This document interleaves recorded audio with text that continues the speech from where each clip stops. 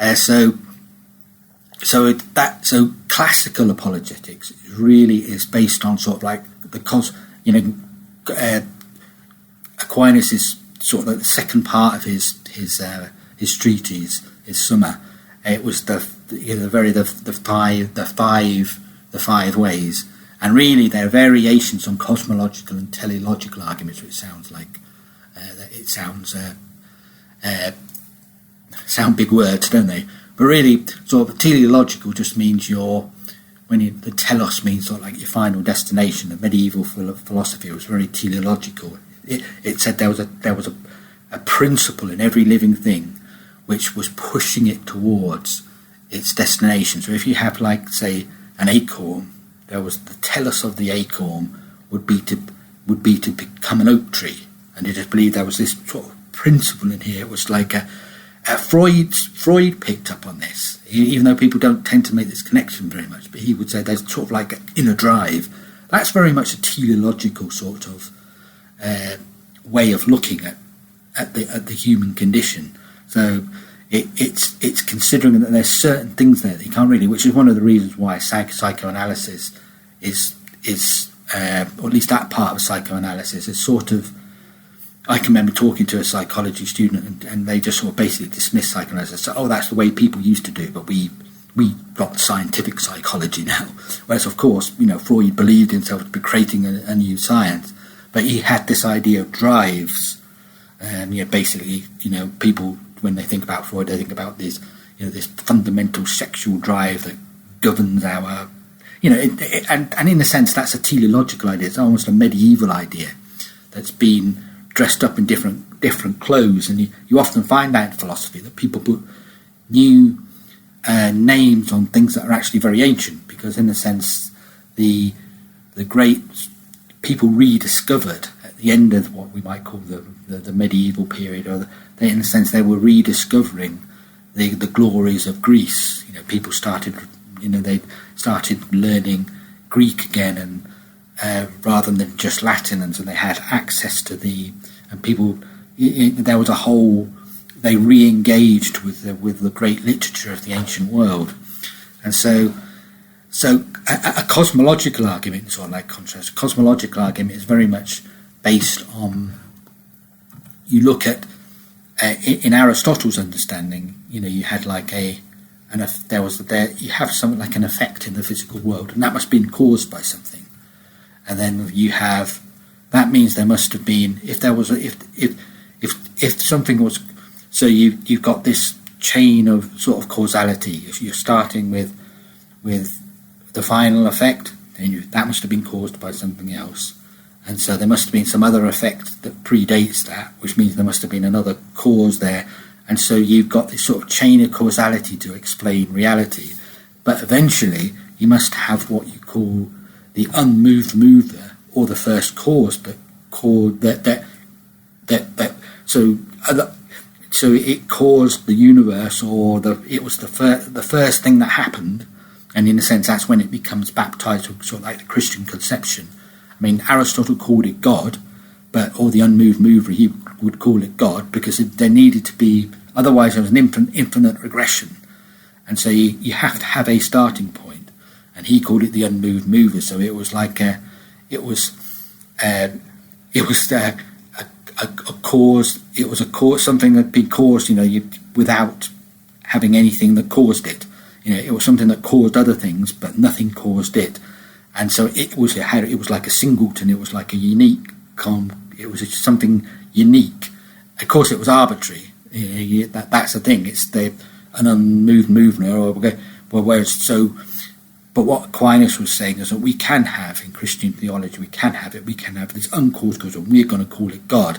And that's what it means. So he had a different understanding than God. He took his understanding, his basic understanding of the physical world from Aristotle, but then he put Christian theology into it to, in a sense, fix the deficiencies of Aristotle. And there were certain things to do with ethics, and which he wouldn't follow Aristotle beyond a certain point, but his whole framework is basically Aristotelian, and that's why it's cosmological and teleological, because that's what that's how Aristotle understood the cosmos. So, and nature and supernature. That's how he explained it. So classical apologetics, because it has its roots in classical Greece, the ancient Greek, and that great classical era of Greece. Now, evidential sort of like apologetics it was much more sort of it's associated with people like Warfield, B.B. Warfield, very famous evidentialist, and really its emphasis, really, as the name suggests, is on you having reasons, being able to justify your faith, having reasons for what you believe. And in the 19th century, in particular, especially in the middle of the 19th century, there was this very famous polymath, which basically means somebody that's extremely smart in lots of different disciplines, called William Clifford. And he wrote a very famous treatise called The Ethics of Belief.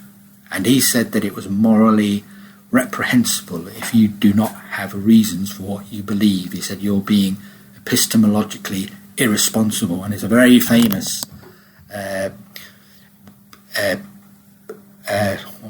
what word am I looking for? It's a very famous sort of benchmark or signpost, or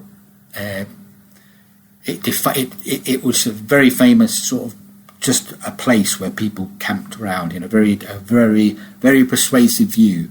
And he gave the various sort of like illustrations that wanted to show how irresponsible it was if people acted in a way when they didn't have reasons to believe for that. And it's fine, in a sense. He actually said that anybody who has a religious view, he finds this was his, where he was trying to get to.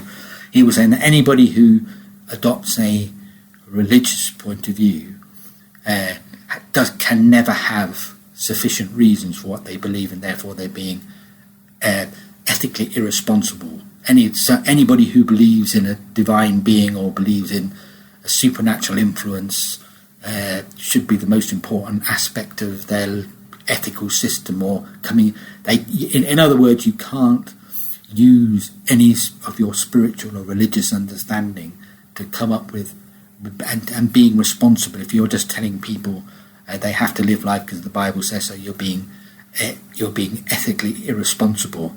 And so he in a sense, it was very, very that period of Darwin, that sort of pushing the religious meta-narratives out of the public conversation, out of the public square, saying yes, and if they assigned any use to it at all, it was in the privacy of your own home or in some state. But don't ever bring it into politics. Don't ever bring it into life, or your engagement into politics or life or social environments or something. It's something very much private to you. So very, very, but it was a very, very powerful sort of this idea of having reasons for what you do.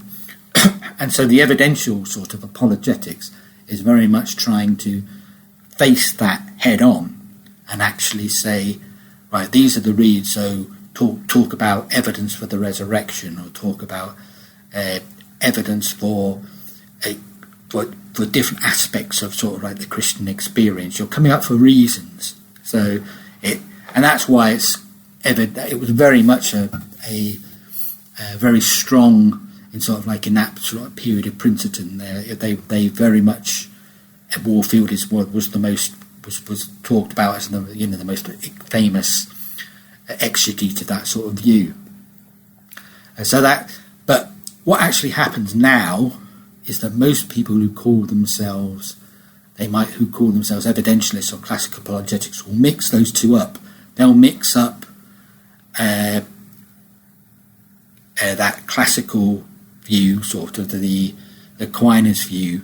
They will often sort of like merge the two together, the evidential view, because they're both variations on having reasons for what you believe. Having good reasons and being able to defend yourself.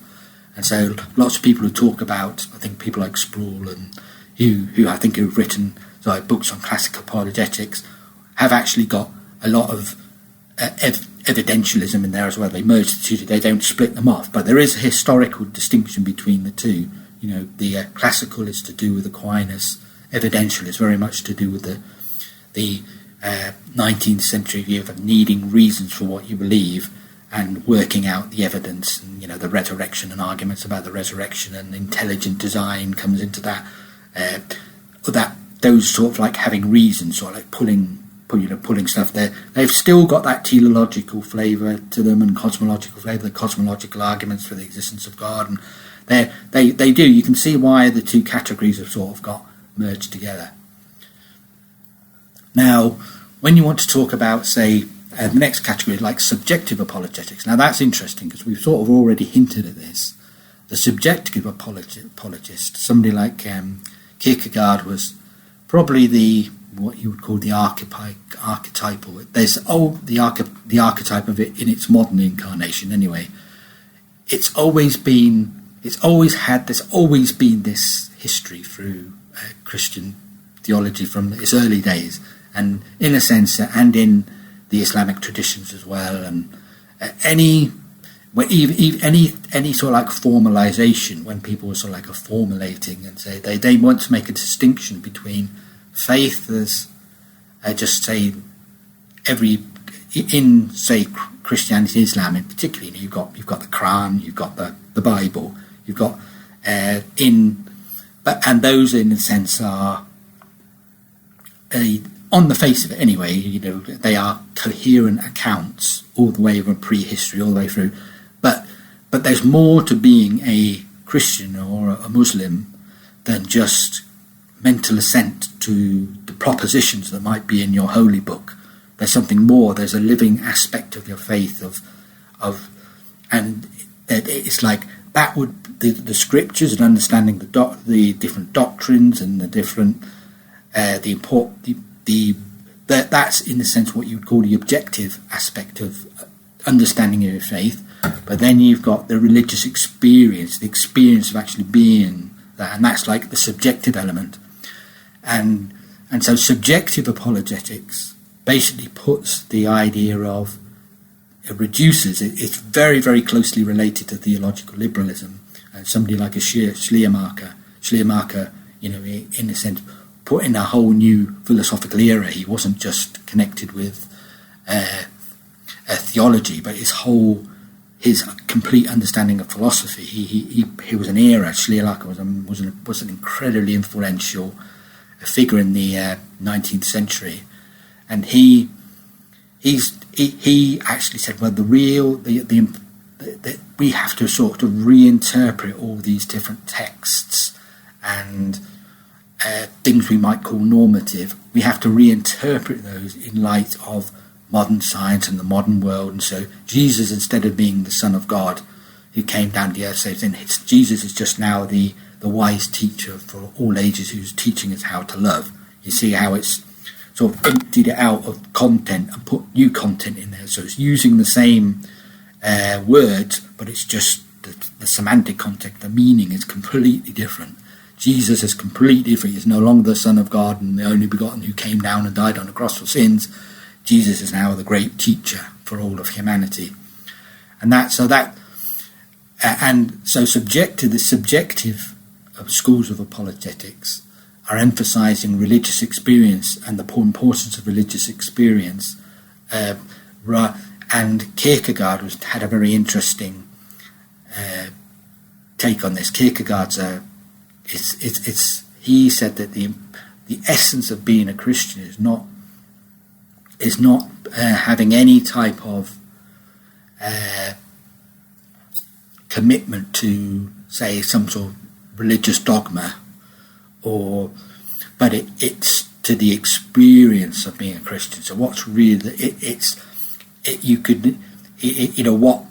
there's a very famous story of Abraham sacrificing his son because God asked him to. So Abraham took his son and was just about to sacrifice his son. And Kierkegaard was saying that if Abraham was concerned with dogma, he would have just said, well, the Lord's told me not to murder, he's told me not to do, and therefore so he's saying Abraham's ability to engage with the divine would have been limited because of his understanding of Scripture, even though it seems very clear from the law that killing's wrong, murder's wrong. How could God ever tell somebody to sort of murder? Therefore, and so Kierkegaard's argument was saying, in order for Abraham to really engage with God, he had to suspend the ethical. He had to, and so he had to go. It was the experience of then, and when it was Abraham raised this knife, and then the angel of the Lord called out and said to him, Abraham, don't go. And now I know I can trust you. And so Kierkegaard was very much saying that to try and put your faith into some sort of, to use reason to write down and to express your faith, he said that was totally unsuited. He was like the antithesis of it. He was saying that it's the passion and it's the leap of faith that you have to make, that you're going beyond. You're getting rid. Your reason is completely inadequate for understanding spirituality and understanding Christianity in particular. So that's why it's called subjective in the sense. So he was what people know him as a proto subjective. They use the terms subjective individualist to describe him, and also proto existentialism, because in the 20th century you obviously had people like very famous philosophers like Jean-Paul Sartre, and Being and Time as well, Heidegger, who took they took that sort of his Kierkegaard was all about authenticity and making personal decisions that maintain your integrity. You're doing something, even if you're wrong by some generic principle, but the importance is that you are committed. You're being committed in what you do, and that was picked up very much in Sartre and Heidegger, and the existentialist movement that flowed out of that, and the phenomenological movement that flowed out of that sort of idea, that it's not first principles that are important, but it's something very much to do with our individual commitment to an idea that validates it, and so that's why it's called subjective, because the objective is, the objective elements of the world are things that are not affected, that they're person independent. So you've got a table, you've got a tree, you've got things. Those are objects of the world, and it doesn't really matter even if I think what I think about that plant behind me doesn't affect the plant. So that's why it's considered sort of person independent, because how I feel or relate to it doesn't affect it. And that's what we mean by being that's what we mean by something being, and my subjectivity doesn't affect the objectivity of the plant. And so that's a very important distinction when you hear the term subjective and objective. The objective is that which is person independent, and in the physical world, in the laws of physics, they are, in a sense, apologists for physics would say that those physical laws, they're laws because they are objective. That's why they're the same for everybody. So if I go up to the top of the building, jump off, gravity, that law of gravity is an objective characteristic of the natural world. Whereas the subjective elements to do with how we feel personally, how we interact personally.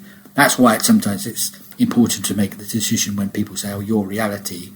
I think I mentioned this in one of the other videos as well, when people say, "Oh, they try and make reality person dependent and say, "Oh, reality subjective because people see things in a different way." But that's to do with their interpretations, and that's not to do with reality itself. That's to do with their interpretation of reality. Reality is objective, but our experience of reality is necessarily subjective. And it's also to do with our community, how we interact with others. So that, in a sense, is probably a good just a nice sort of introduction to those to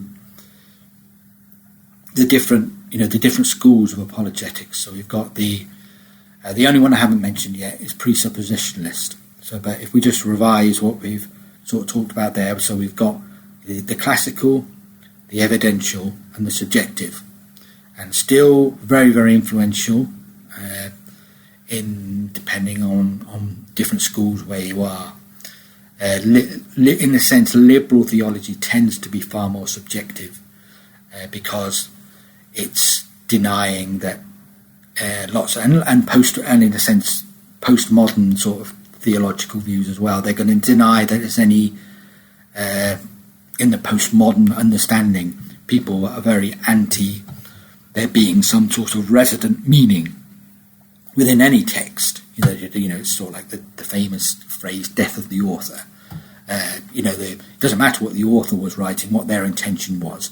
What's actually going to happen is that when I read what that author wrote, I'm going to have a certain response to it. Like the reader response sort of understanding in some sort of literary theory, where talking about the reader response relationship, and you're encountering a text, and some people even say every interpretation of a text is a falsification of a text. That's a very radical, extreme view in a sense, because I often think, well, when if I as an author sit down and write an essay or write something, I'm trying to communicate to you or trying to convince you in some way, because we're sharing some sort of framework of understanding.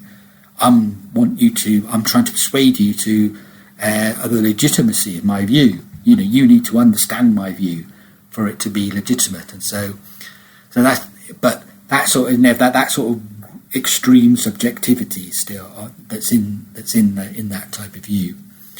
And so the last one, the reason why I'm putting this one is as last, the presuppositionalist view.